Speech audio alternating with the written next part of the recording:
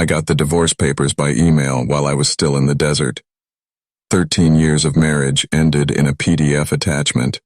My name is Nathan, 42 years old, Staff Sergeant with the 82nd Airborne. I'd been in Kandahar for 4 months when Becky decided she was done waiting. The subject line read, "Let's be adults about this." The message itself was 3 sentences long. She'd already filed the paperwork. She'd already emptied our joint account. She'd already moved her new boyfriend Jeremy into our house in Spokane. I read the email twice, closed my laptop, took a shower in the communal stall, got dressed for my shift, said nothing to anyone. When I got back to my bunk that night, I replied with one word. Understood. That was it. No argument, no begging, no threats. Wilson, my bunkmate, noticed something was off. "You good, man?" he asked, not looking up from his book. "Yeah," I said. "Just some stuff back home." He nodded, and that was the end of it. Military guys know when to leave things alone. Truth is, I wasn't surprised. 6 months before deployment, things had changed. Small things. Becky stopped asking about my day, started working late at the dental office where she answered phones, started going to the gym 3 times a week, but never seemed to break a sweat. New clothes, new friends I never met, new passwords on her phone. I didn't confront her, didn't start checking her messages or following her around. That's not who I am. But I wasn't blind either, so I made some quiet moves of my own. Nothing dramatic, just precautions. I secured important documents in a storage unit across town. Birth certificate, marriage license, house deed with only my name on it thanks to the VA loan, military benefits paperwork. I moved my grandfather's watch and my mom's old silver to the same unit. Things that mattered. I also opened a separate account at a different bank and started diverting part of my pay there. Not enough that she'd notice, but enough that I wouldn't be starting from zero if things went south. The night before I deployed, she hugged me at the airport and said, "Stay safe, okay?" Her eyes were dry, like she was saying goodbye to a coworker, not a husband heading to war. I should have known then, but part of me still hoped I was wrong. I wasn't. What she didn't know was that I'd prepared for this moment, and what she didn't understand was that I never start fights, but I do finish them. I met Becky at a friend's barbecue in 2010. I was home between tours, staying with my buddy Jason in Spokane. She was finishing nursing school but ended up working admin at a dental practice instead. Less stress, she said. We were married 8 months later. Becky used to say she was proud of my service, though she never quite understood it. Her dad was a bank manager, her brother a pharmacist, no military in her family.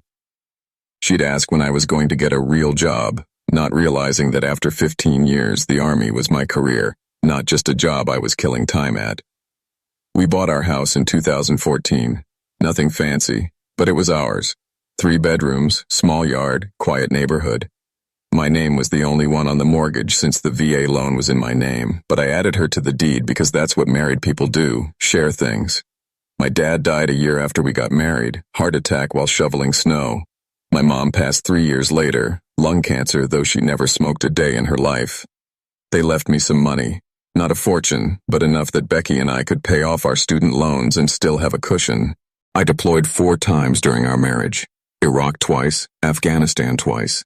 Each time I came home, Becky seemed a little more distant, a little more restless, like she was playing a role she'd outgrown. I didn't sign up to be a military wife, she told me once after I mentioned possibly re-upping for another 4 years. I'm tired of being alone all the time. I understood that. I did. But the Army was the only place I ever felt like I truly belonged.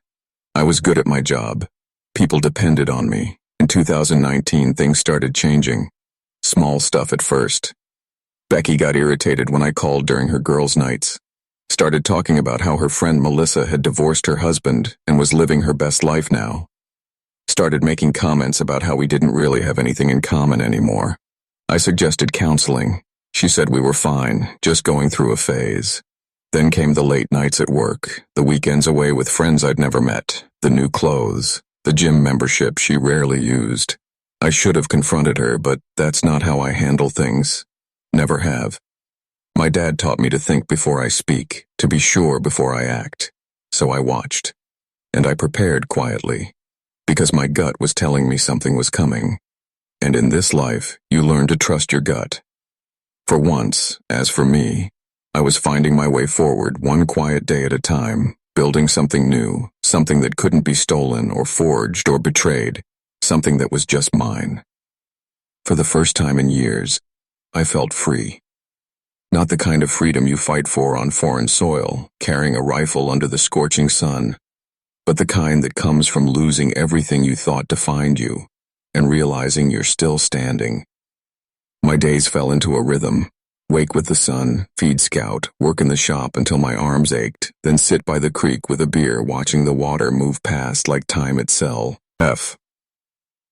Sometimes neighbors from a few miles down the road would stop by, ask if I could build them a table or fix a fence. I always said yes. The work was simple, honest, no paperwork, no lies. Just wood, nails, sweat, and something solid at the end of the day. The army had taught me how to break things, but out here I was learning how to build. Scout kept me company, loyal in a way people rarely are. When he barked at shadows, I let him. When he curled up at my feet in the evenings, I scratched behind his ears and felt the quiet settle deeper into me.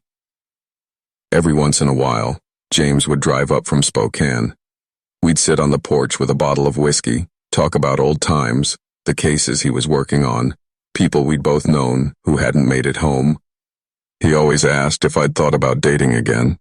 I always said not yet. Truth was, I wasn't sure I ever would. Trust is a fragile thing, and mine had been shattered. But life has a way of surprising you. One autumn afternoon, I was repairing the roof of my shed when a truck pulled into the driveway. A woman stepped out, late 30s maybe, with a little girl holding her hand. She introduced herself as Sarah, said she lived 2 valleys over. Her husband had passed 2 years ago, left her with more land than she could manage and a fence falling apart faster than she could fix it. Could I take a look? She asked. I said yes, of course. A week later I was out there with my tools, fixing posts, stretching wire. The little girl, Emma, followed Scout around like he was the most fascinating thing in the world. Sarah brought me lemonade, thanked me more times than was necessary. When the job was done, she asked what she owed me. Nothing, I said. Just glad to help. She insisted on making me dinner anyway. That was the first of many. It wasn't love at first sight, not the way people talk about in books or movies. It was slower than that, steadier, like watching a tree take root and grow. We'd sit on her porch after Emma went to bed, talking about nothing and everything. She'd ask about my time in the army. I'd tell her pieces, never the whole thing. She didn't push. And for the first time in a long time, I felt seen without being judged, needed without being used. One night, as the stars stretched endless over Montana, she reached for my hand. I let her take it, didn't pull away. And maybe, just maybe, I thought, some things lost could be rebuilt.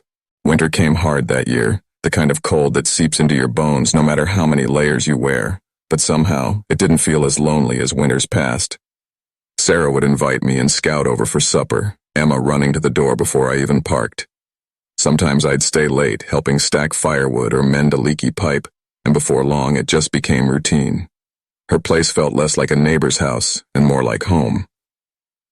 Emma started calling me Mr. Nathan. At first it made me smile. Then one night she slipped and called me Dad when she was half asleep on the couch. Sarah's eyes widened, ready to apologize, but I just shook my head. I didn't correct her. Truth is, it didn't feel wrong. Still, I kept part of myself guarded. Old wounds don't close easy. Becky's betrayal was a shadow that trailed me, whispering doubts when things felt too good. Sarah never asked for more than I could give, but I could see in her eyes that she hoped. And that hope scared me more than any firefight ever had. Then one stormy night the power went out. The wind howled through the valley, snow piling against the windows. I was there, fixing the generator, when Sarah set candles on the table and poured us both a glass of wine. Emma was tucked in bed, Scout curled up by the fire.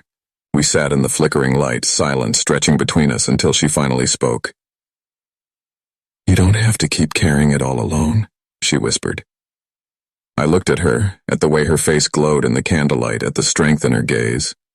For the first time, I let myself believe her. I told her things I hadn't told anyone.